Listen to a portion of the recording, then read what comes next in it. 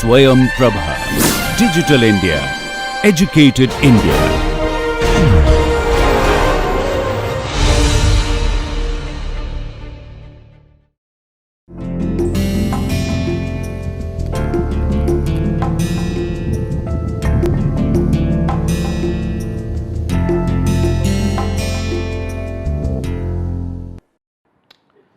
Namaste.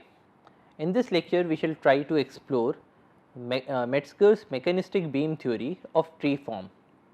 This theory is one of the most accepted theories of tree form, and this theory tries to explain the shape of a tree as the most efficient design to counter wind forces. So, consider the tree stem to be a beam of uniform resistance to bending anchored at the base. So, as before, we have a tree that is anchored to the soil,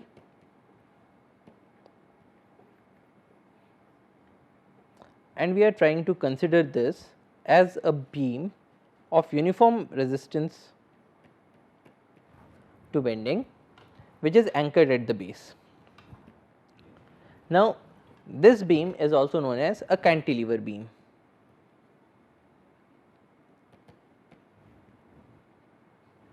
Now, wind applies force to the tree, and in the case of a cantilever, we apply this force at the very top end. In this cantilever, the maximum stress is on the base where the tree is anchored. So, when this wind pressure is trying to bend this tree to its side, the maximum stress point is here, point of maximum stress. So, if this tree did not have sufficient resistance here, it would snap at this point and maybe it will fall down. So, a tree needs to reinforce this point by adding more materials.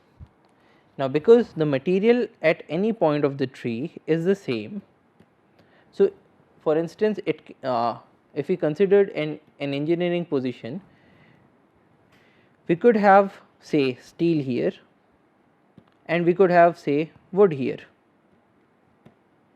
but because a tree does not have these options, the only option that it has is to accumulate more materials at this point. So, because steel is not an option, so it will try to add more material here.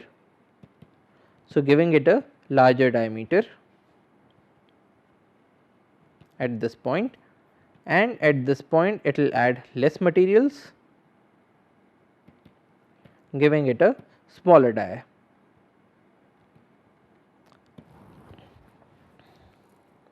So, this should intuitively result in a tapered form of the tree stem with more materials added downwards, giving larger diameters at the bottom and lesser materials added upwards, giving smaller diameters at the top. But can we show it mathematically? So, let us now consider a cantilever beam on which a force P is being applied. So, P is the force at free end. Now, let us consider a point somewhere here. So, here the diameter is d and this point is at a length L from the top.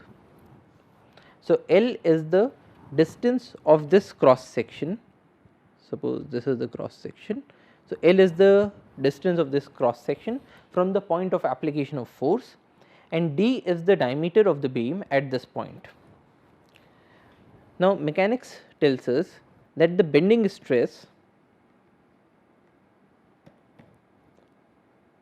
is given by S is equal to 32 times P times L upon pi d cube, where P is our force at the free end, L is the distance from the point of application of force, and d is the diameter of the cross section at this point. Now, so this is how the bending stress is calculated. Now, P is given by this P, which is the force at the free end. So, force is equal to pressure into area. Now, here the area is the area of the canopy. So, for instance, if we had this tree,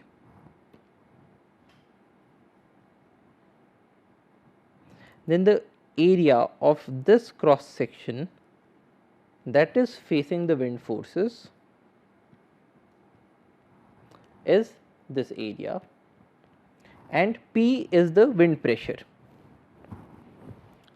So, we represent this the wind pressure by W and A area by A, which is the canopy area, and W is the wind pressure. So, in this case we will have P is equal to W times A. So, now replacing this P here in the equation, we will have S is equal to 32 times W times A times L. So, W by times A is P upon pi d cube. Now, since we have considered this cantilever beam to be a beam of uniform resistance to bending,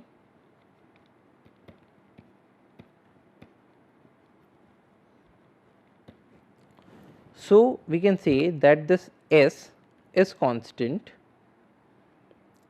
throughout the beam. So, essentially the stress that the beam is experiencing at this point, the stress that the beam is experiencing at this point or at this point are all the same. Now, so S is a constant, W is the wind pressure at that particular area. So, this is also a constant. A is the canopy area. Now, the area of the canopy is not going to change suddenly. So, A is also a constant. So, if we rearranged this equation, we would get, if we put d cube here, we will have d cube is equal to all these constants times L, which would imply that L is proportional to d cube. Now, this is the equation of a cubic paraboloid.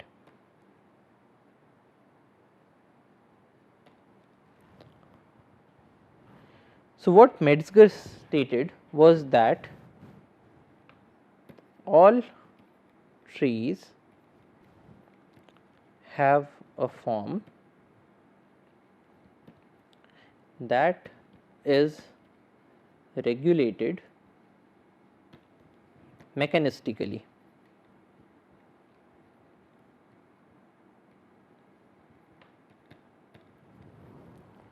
So, in the form of a beam.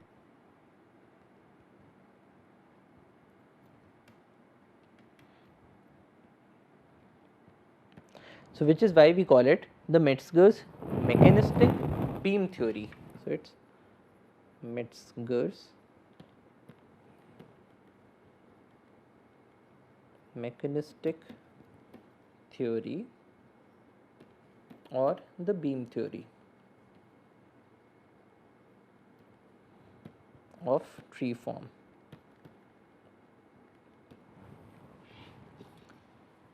And he also stated that the equation of the tree is d cube is equal to k times L, which is the equation of a cubic paraboloid.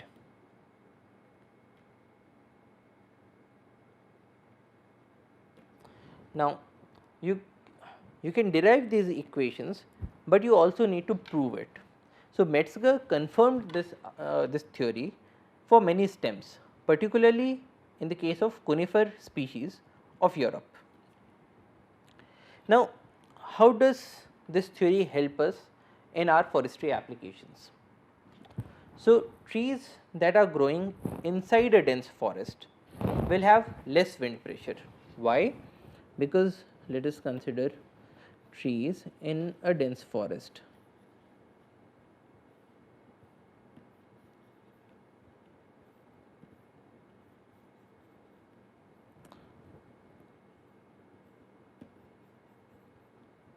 Now, suppose we look at the wind pressure. Now, the outermost tree will face a lot of wind pressure W, but this pressure is then shielded. So, this tree will face a very little wind pressure, and so will all the other trees.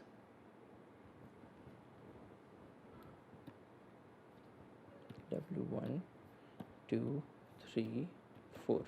So, essentially W1 will be very much greater than W2, W3 or W4 or so on. Now, because the trees that are growing inside the forest, because these trees face very little wind pressure, so there is very little stress at the bottom. So, essentially if this tree could topple to a large extent, this tree would have a very less pressure here.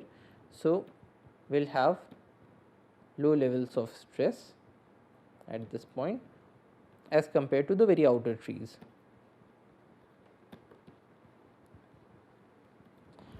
Now, because we had considered trees to be made of materials with giving it a uniform resistance to bending, so this tree will have a low stress here, low stress here, low stress here, low stress here and low stress here. So, there is hardly any incentive for this tree to accumulate more resources at the bottom portion, whereas a tree that was growing in a solitary fashion, it was experiencing a very large wind force, and so it had to accumulate more material.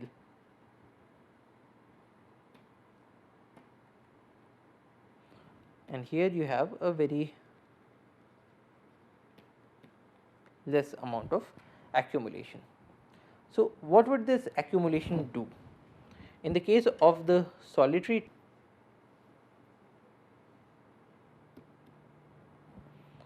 because you have more accumulation at the bottom, you have a thicker diameter at the bottom, and because you have a lesser accumulation on the top, you have a thinner diameter at the top. So, it would give it a more tapered structure, but in the case of a dense forest, you would have very little accumulation here and you will have a very little accumulation here. So, essentially you will have a more cylindrical bowl. So, this will have less taper and this will have more taper.